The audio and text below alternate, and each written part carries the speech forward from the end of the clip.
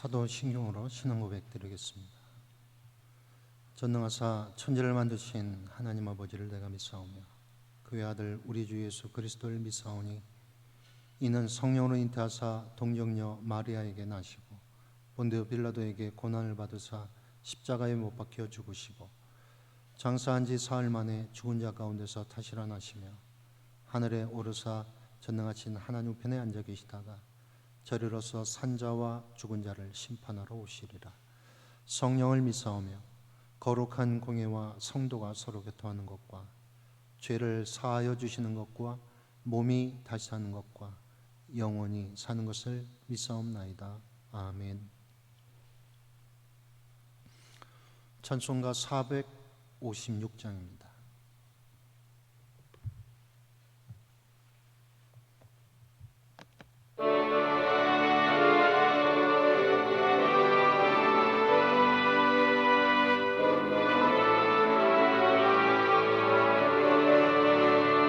거친 세상에서 실패하고도 그 손 못자국 만져라. 고된 일하다가 힘을 얻으리 그 손 못자국 만져라. 그 손 못자국 만져라. 그 손 못자국 만져라. 주가 널 지키며 인도하시리. 그 손 못자국 만져라. 내가 어둠 속을 걸어갈 때에 그 손 못자국 만져라. 주가 참 평안을 내게 주시리. 그 손 못자국 만져라. 그 손 못자국 만져라. 그 손 못자국 만져라. 주가 널 지키며 인도하시리.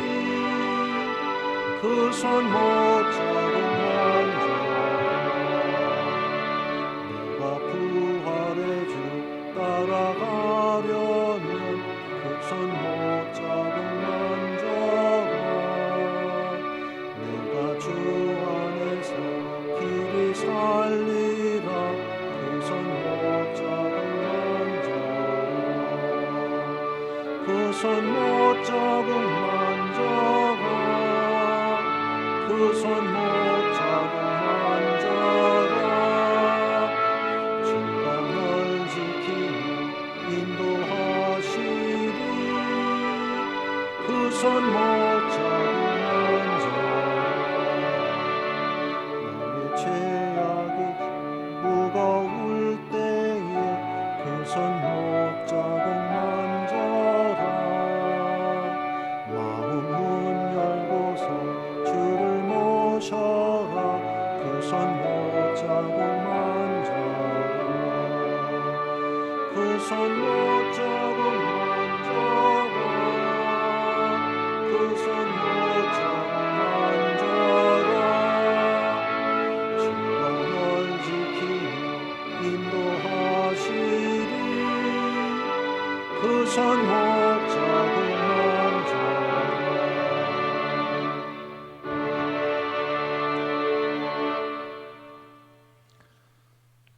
성경 말씀 열왕기하 8장 1절에서 29절까지 말씀입니다. 열왕기하 8장 1절에서 29절까지 말씀입니다. 1절부터 29절까지 함께 봉독합니다. 1절부터 봉독하겠습니다. 엘리사가 이전에 아들을 다시 살려준 여인에게 이르되 너는 일어나서 내 가족과 함께 거주할 만한 곳으로 가서 거주하라.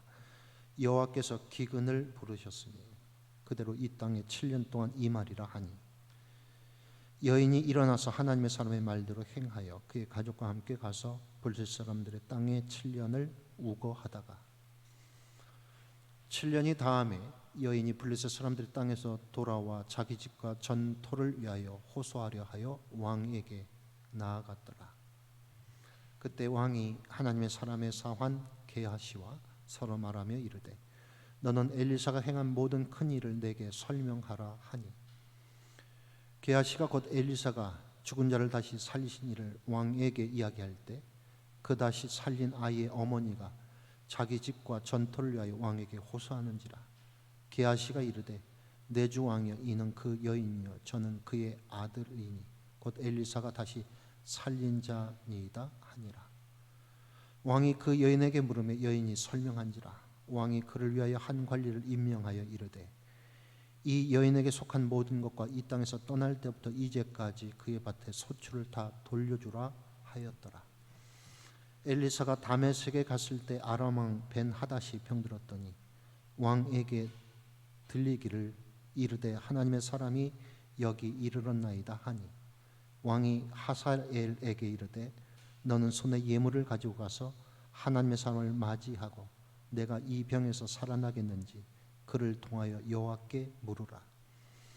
하사엘이 그를 맞이하러 갈새 다메섹의 모든 좋은 물품으로 예물을 삼아 가지고 낙타 40마리에 싣고 나아가서 그의 앞에 서서 이르되 당신의 아들 아람 왕 벤 하닷이 나를 당신에게 보내 이르되 나의 이 병이 낫겠나이까 하더이다 하니 엘리사가 이르되 너는 가서 그에게 말하기를 왕이 반드시 나으리라 하라. 그러나 여호와께서 그가 반드시 죽으리라고 내게 알게 하셨느니라 하고 하나님의 사람이 그가 부끄러워하기까지 그의 얼굴을 쏘아 보다가 우니 하사엘이 이르되 내 주여 어찌하여 우시나이까 하는지라. 대답하되 이스라엘 자손에게 행한 모든 악을 내가 알미라. 내가 그들의 성에 불을 지르며 장정을 칼로 죽이며 어린 아이를 맺히며 아이벤 부녀를 가르리라 하니 하사엘이 이르되 당신의 개 같은 종이 무엇이기에 이런 큰 일을 행하오리까 하더라. 엘리사가 대답하되 여호와께서는 내가 아람 왕이 될 것을 내게 알게 하셨느니라 하더라.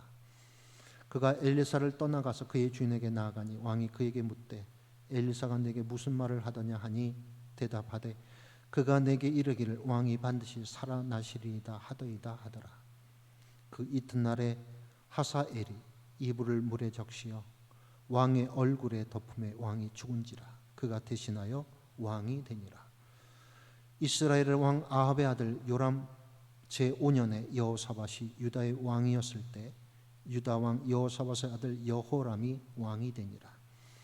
여호람이 왕이 될 때 나이가 32세라. 예루살렘에서 8년 동안 통치하니라.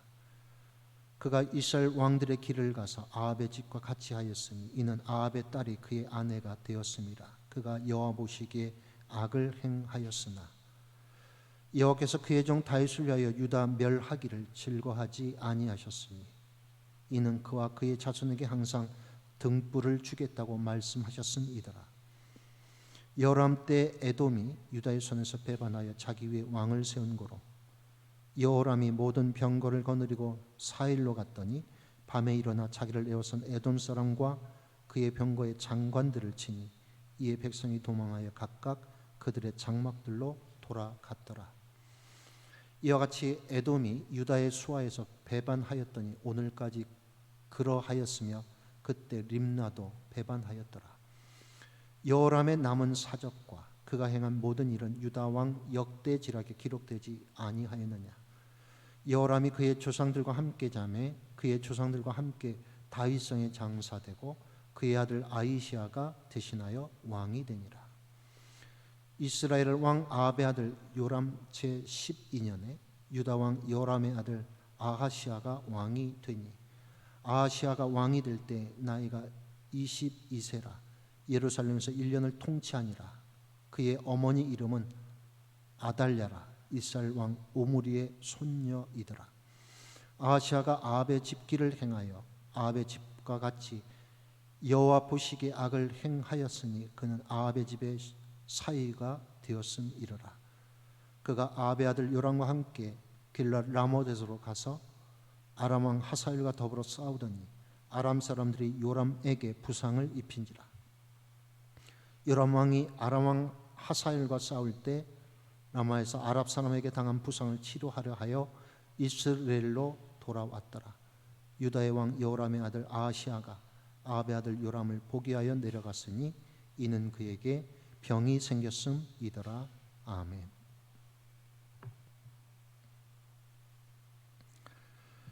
열왕기하 8장은 네 가지 사건으로 이루어져 있습니다. 먼저 8장 1절에서 6절은 열왕기하 4장에서 등장하였던 수넴 여인의 사건을 다룹니다. 7절에서 15절은 새롭게 아람 왕이 되는 하사엘의 이야기가 전개되고, 뒤이어 16절에서 24절의 내용은 유다 왕 여호람이, 그리고 계속해서 25절부터 29절 마지막 절에는 여호람이 죽고 뒤를 이어 그의 아들 아하시아가 왕에 오르는 것을 다룹니다. 먼저 네 가지 사건을 한 번씩 하나씩 살펴보겠습니다. 첫 번째 사건에 등장하는 이 여인, 앞에서도 언급하였듯이 열왕기하 4장에 등장하였던 인물입니다. 그녀는 수넴에서 매우 부유한 늙은 남편과 살고 있었고, 하나님의 사람 엘리사를 위하여 음식을 베풀며 작은 방 하나 마련하였습니다. 또한 자녀가 없었는데 엘리사의 예언대로 자녀를 얻은 이후 얼마 지나지 않아 그 아이가 죽게 됩니다. 그녀는 아이가 죽자 이전에 엘리야가 일으켰던 기적을 떠올리며 엘리사를 찾아갔고, 결국 아이는 엘리야 때처럼 다시 살아납니다. 그 사건 이후 엘리사는 수넴 여인의 가정을 계속 보살핌을 보여줍니다.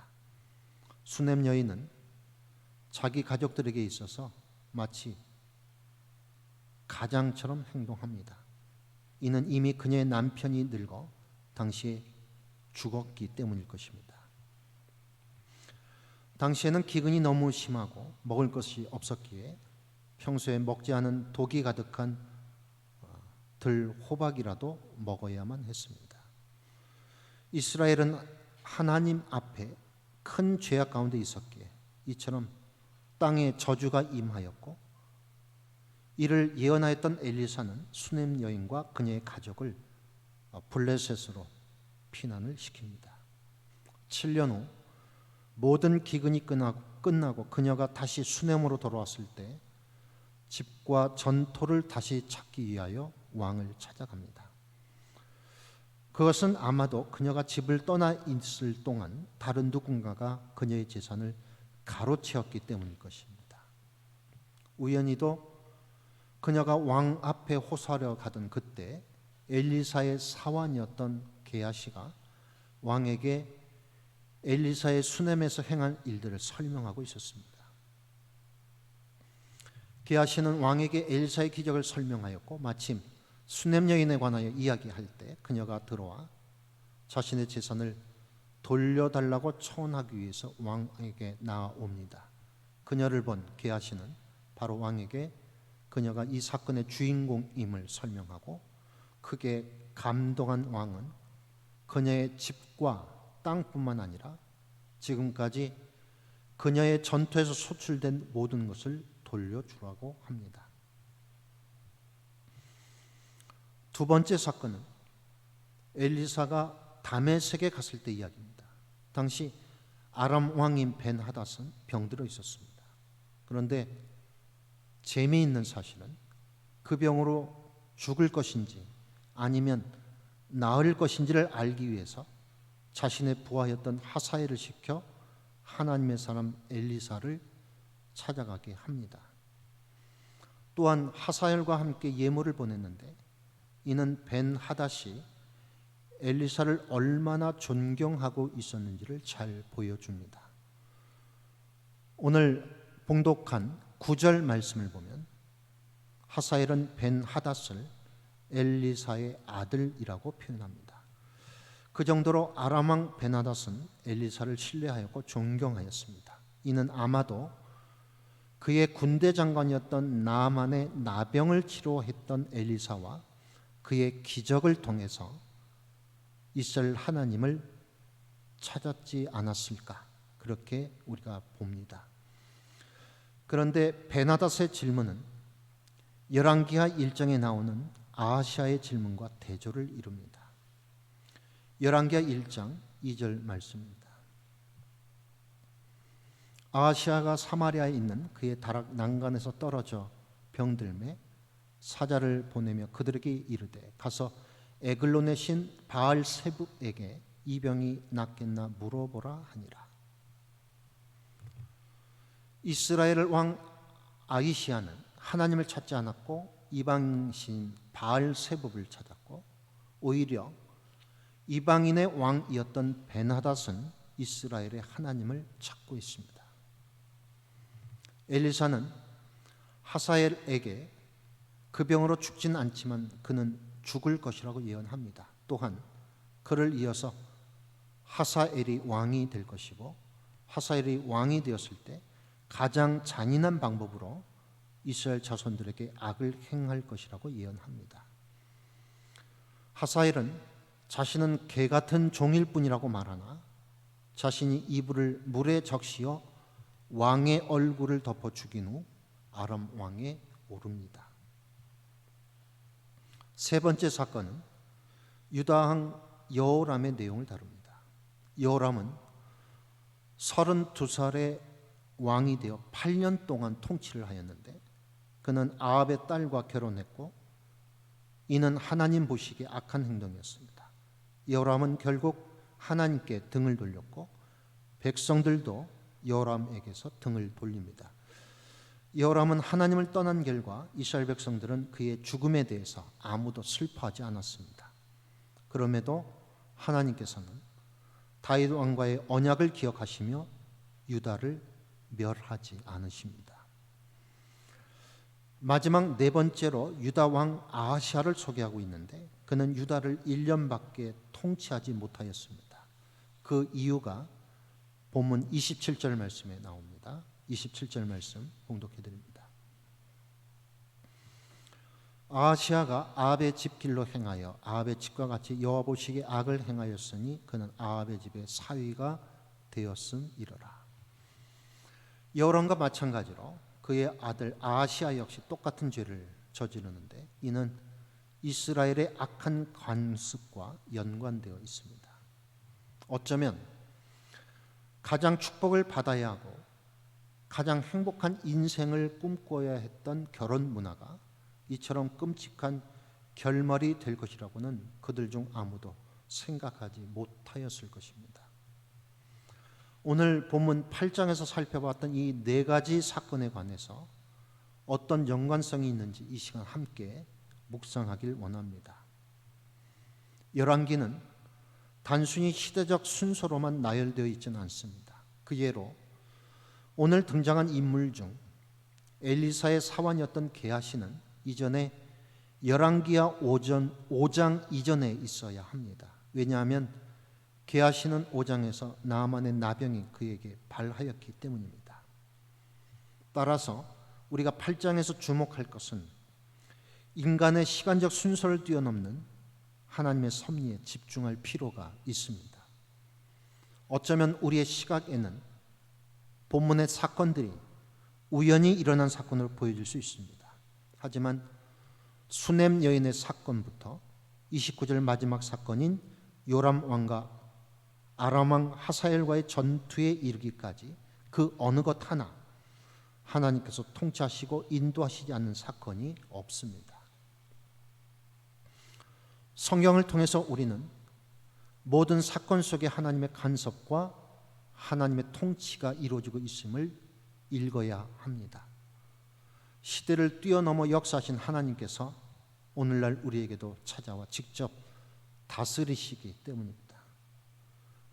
눈에 보이는 현상을 쫓아가는 것이 아닌 진정한 하나님의 섭리를 읽는 시각이 열렸으면 좋겠습니다.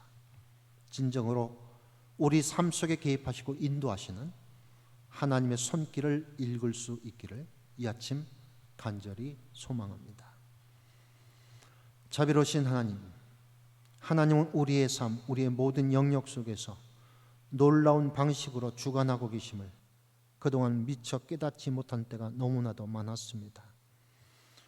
그저 흘려보내듯 지낸 시간과 사람들 속에서 하나님의 섭리를 놓치고 읽지 못한 시절이 얼마나 많은지 알게 하시고, 이후로는 하나님의 세밀한 음성에 귀 기울이며 시대를 쫓아 살아가는 것이 아닌 오직 하나님의 말씀을 따라 살아가는 우리 인생들이 되게 하옵소서. 예수님의 이름으로 기도드립니다. 아멘. 하늘에 계신 우리 아버지여, 이름이 거룩히 여김을 받으시오며 나라가 임하시오며 뜻이 하늘에서 이룬 것 같이 땅에서도 이루어지이다. 오늘날 우리에게 일어날 양식을 주시옵고 우리가 우리에게 죄진 자를 사하여 준 것 같이 우리의 죄를 사하여 주시옵고 우리를 시험에 들게 하지 마시옵고 다만 악에서 구하시옵소서. 나라와 권세와 영광이 아버지께 영원히 있사옵나이다. 아멘.